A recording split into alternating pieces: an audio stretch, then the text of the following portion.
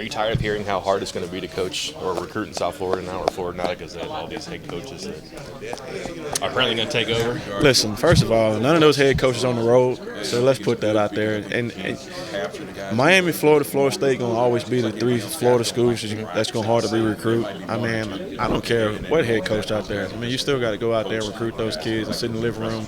And assistant coaches do the legwork anyway, because that's where the trust comes with the parents and the people in the school. And I think my name is pretty good down there between the coaches and the family members that I know down there. So that don't faze me at all. You know, it's good when you got a name guy like those guys got. You know, I can. Some of those head coaches had their own issues when they was at other places, so that created issues. I know at least from my neighborhood where I'm from. So it's no different than any other day. You got to go recruit and establish relationships. I mean, does it help having guys with names? Yes, but you know, with half of those guys, we recruit different than those guys anyway. It's the type of kids that they're going to recruit. So it's not going to affect us. You know, you're always going to have a tough time being Miami, Florida State, and Florida on the same kid. You know, you can steal one here and there anyway. You know, it always going to be hard, no matter who's at those programs. So it doesn't change anything that I do different recruiting or West Virginia does recruiting. The suggestion is all of a sudden you're going to have to work hard, right? Which is kind of weird. Like, what were they doing? Like, they seem to be pulling guys out of there for a while. If that's the case, then that says a lot about the people that was in place. I mean, I don't think you work any harder than them already working. I mean, every time you go down there, you got to work hard.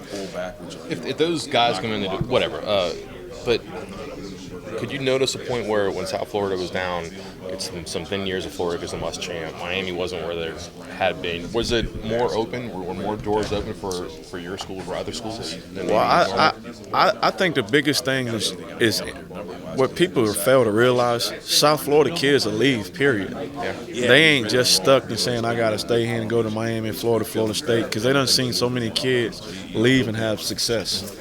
You know, we got Genos of the world, the Stedmans of the world, you know, Alabama getting kids out of there, Louisville getting kids out of there. And you go back and look at this history of West Virginia. Hell, majority of our kids always came from South Florida. Yeah.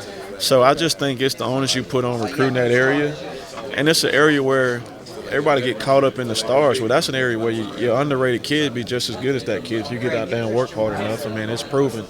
So I don't think it's any different than it ever was. I mean, it helps a little bit when Miami was down. You know, I'm sure it's a little more excited with Mark Richt there.